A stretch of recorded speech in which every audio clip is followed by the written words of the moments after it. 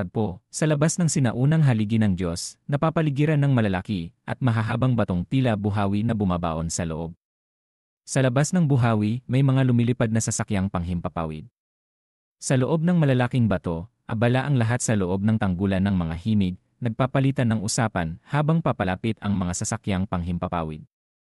Nang makalapit ang mga sasakyang panghimpapawid sa paligid ng tanggulan, nagsilunsaran ang mga tao mula sa mga ito, nag-iwan ng mahahabang guhit ng liwanag. Nang makababa, dahan-dahan silang pumasok sa tanggulan ng mga himig. Kasabay nito, sa loob ng tanggulan, maraming tao ang nagkakainan at nagsitsismisan. Nabalitaan ko na sa Grand Tournament ng Exorcism, ipadadala ng mga nangungunang sekta ang kanilang pinakamahuhusay na disipulo. Gaano kaya kalakas ang kanilang mga kapangyarihan? Ako si Yefeng ng sekta ng lumilipad na ulan, nasa ikasyam na antas ng pagbabago ng dragon, sapat na ang lakas para makipagsabayan sa mga eksperto sa antas ng monarch. Wow, hindi nga. Hindi nakapagtataka na isa kang tunay na disipulo ng isang nangungunang sekta. Talagang kahanga-hanga. Sa isang mesa, may dalawang lasing na nag-uusap tungkol sa mga babae. Hindi ba't naririnig ko na si Li Tianxin, ang diwata ng sekta ng makalangit na puso, ay may kakayahang lumaban sa mga monarch. Sa pagkakataong ito, makikita natin ang isa sa 5 pinakadakilang kagandahan ng imperyong banal na liwanag. Hindi masasayang ang pagpunta natin dito. Pero sabihin ko sa inyo, si Prinsipe Yufi ng imperyo ay may gusto kay Li Tianxin, kaya mas mabuting huwag kayong mag-isip ng hindi maganda. Sa ikalawang palapag, may 2 taong nakasuot ng balabal na naglalakad ng magkasama. Binuksan ang nasa unahan ang isang silid at magalang na sinabi, "Master, pumasok po kayo." Nang makapasok sa silid, tinanggal ng babaeng master ang kanyang balabal. Ang batang babaeng kasama niya ay lumapit sa bintana at binuksan ito. Pagkatapos, umupo siya sa upuan at dahan-dahang tinanggal ang kanyang balabal. Ang magandang babaeng ito ay si Li Tianxin, disipulo ng sekta ng makalangit na puso. Uminom ng tsaa ang master at sinabi, "Tianxin, sasali rin si Prinsipe ng Imperyo sa Grand Tournament ng Exorcism. Sa oras na yon, manatili ka sa tabi niya at huwag kang maging malamig sa kanya." Nagulat si Li Tianxin sa narinig at malungkot na nagtanong, "Ito ba ang gusto mo, master, o utos ng pinuno ng sekta?" Uminom ng tsaa ang master at sumagot, "Gusto ito ng buong sekta ng makalangit na puso." Lalong sumama ang mukha ni Li Tianxin. Ang sekta ng makalangit na puso, isang nangungunang sekta sa imperyong banal na liwanag, kailangan pang utusan ang mga babaeng disipulo na suyuin ang prinsipe. Ibinaba ng master ang tasa ng tsaa at tiningnan si Li Tianxin ng masama. "Wala kang galang. Paano mo ako kinakausap ng ganyan? Ikaw ay disipulo ng sekta ng makalangit na puso. Tinanggap mo ang pag-aalaga ng sekta, kaya dapat kang mag-alay ng iyong sarili para sa sekta." Wala nang nagawa si Li Tianxin kundi magkimkim ng sama ng loob at manahimik. Napansin ng master ang isang bagay sa labas ng bintana at tinitigan ito. Ito ang sirasirang bangkang bahay ni Wang Feng at ng kanyang mga disipulo.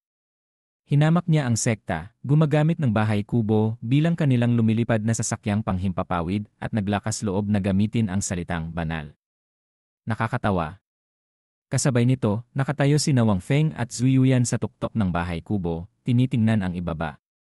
Pagkatapos magmasid, lumingon si Wang Feng at sinabi, "Elder Zhu, sasama ka sa akin para alamin ang sitwasyon." Ang iba pang mga disipulo at elder ay manatili sa bangka. Sumagot ng malakas sinalang Fiu at Li Qing. Pagkalundag ni Wang Feng at Zhu Yuyan mula sa sasakyang panghimpapawid, sumigaw si Li Qing, "Pinuno, huwag mong kalimutang bumili ng pagkain. Gutom na ako." Nang makababa sa lupa, pumasok sila sa tanggulan. Sinuri sila ng mga tao, ngunit nang makita nila ang katawan ni Zhu Yuyan, naging kasakiman ang kanilang mga tingin. Mayroon palang napakagandang babae. Kapag nakikita ko siya, kumakabog ang puso ko. Paano kayo naglakas loob na tumingin sa isang napakagandang babae? Sa isang sulyap lang, para na akong aakyat sa langit, kaya hindi na ako tumitingin. Lumapit ang isang waiter. "Maligayang pagdating sa tanggulan ng mga himig. May kailangan po ba kayo?" Hindi tiningnan ni Wang Feng ang waiter, ngunit naramdaman niya ang enerhiya nito. Hindi simple ang tanggulan ng mga himig. Isang hamak na waiter lang, may kapangyarihan na ng spiritual transformation. Ngumiti siya at uminom ng tsaa. "Magpapalipas kami ng gabi." Masayang sinabi ng waiter, 1,000 mababang uri ng hiyas na mystical bawat silid. Ilang silid po ang gusto ninyo? Napamura si Wang Feng nang marinig ang presyo. Iisa ilang. Alam niya na napakamahal, 1,000 mababang uri ng hiyas na mystical bawat silid. Isang itim na tindahan ba ito? Nakita na ito ng waiter. 1,000 mababang uri ng hiyas na mystical bawat silid di. Napalunok si Wang Feng. Mayroon lang akong ilang daang hiyas na mystical. Ibinigay pa sa akin ni Mu Yunfei ang mga ito. Ako pa naman ang pinuno ng banal na sekta. Hindi ako kayang magbayad para sa isang silid. Naalala ni Wang Feng, dapat mayroon akong maraming pera. Tinawag niya ang sistema. Nasaan ang mga kayamanan ni Nalini at ng mga elder? Sumagot ang sistema, nasa loob ng espasyo ng sistema ng host. Maaari mong suriin anumang oras. Lumitaw sa harap ni Wang Feng ang mga hiyas na mystical, nagmistulang bundok. Mas marami pa ang mga armas. Nagulat siya at napagtanto ang isang katotohanan, kahit saan ka magpunta, ang pagpatay at pagnanakaw ang pinakamabilis na paraan para yumaman. Umiti siya. Gusto ko niya. Pinutol siya ng isang lalaking may pamaypay. Kukunin ko ang isang silid para sa kanya. Dahan-dahan siyang bumaba mula sa itaas, ikinakaway ang pamaypay. Para sa kagandahan. Tumingin siya kay Zhu Yuyan. Nagbulungan ang mga tao. Si Xiao Changfeng, ang batang pinuno ng Four Directions Hall. Kapag lumabas siya, mahihirapan ang babae na makatakas. Tama. Lagi siyang naghahanap ng kasiyahan, pero hindi bumababa ang kanyang kapangyarihan. Isa na siyang eksperto sa antas ng monarch. Kabilang siya sa mga nangungunang henyo. Hindi pinansin ni Xiao Changfeng ang mga bulungan at lumapit kay Zhu Yuyan. Sumandal si Zhu Yuyan at tiningnan siya. Hindi pinansin ni Wang Feng si Xiao Changfeng. Ngumiti si Wang Feng. Handa kang magbayad ng 10,000 mababang uri ng hiyas na mystical para sa amin. Isang karangalan. Tumingin si Xiao Changfeng sa likod. Karapat-dapat ka ba? Wala nang ibang makakakuha ng aking tulong maliban sa kagandahan. Naiintindihan mo ba? Tumawa si Wang Feng.